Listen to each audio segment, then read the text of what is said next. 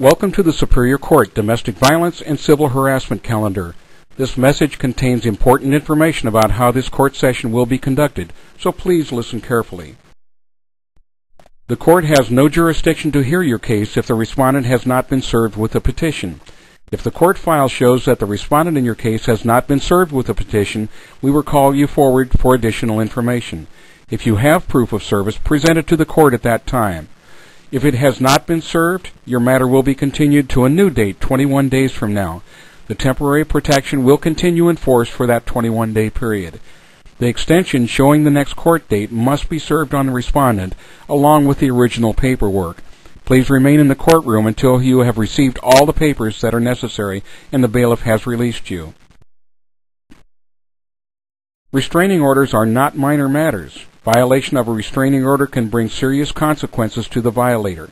For that reason, a great deal of care is taken here to see that an order is warranted.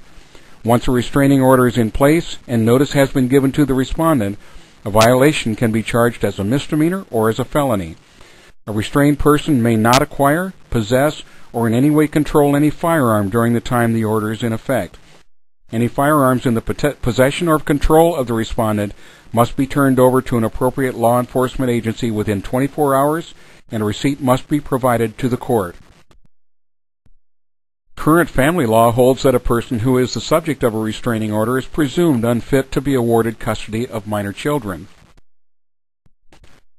Courts view with disfavor any party that considers it appropriate to bring minor children to these or any other family court proceedings. It is considered a form of child abuse. Any minor children present must leave the courtroom at this time. When your case is called, please come forward to the front of the courtroom. Bring all witnesses and evidence with you at that time. All witnesses will be sworn to tell the truth at the beginning of the case. The petitioner or person who brought this action should go to the table marked plaintiff and the responding party to the table marked defendant. The petitioner will be asked under oath if the statements in the petition are true and correct, and if there are any additional facts to add. Then the respondent will be asked the same questions. If the respondent has not submitted a written response, the judge will ask for an oral response to the charges made by the petitioner. The judge will have read all of the paperwork before the start of the session, and there is no need to restate what has already been presented to the court in writing. In order to establish the right to a restraining order, the petitioner has the burden to prove that it is warranted. The level of proof required is a preponderance of the evidence or tipping of the scales in a domestic violence order, or by clear and convincing evidence in the case of a civil harassment order. If a restraining order is granted, the restrained party will be considered to have received notice of the order by the fact of presence in the courtroom.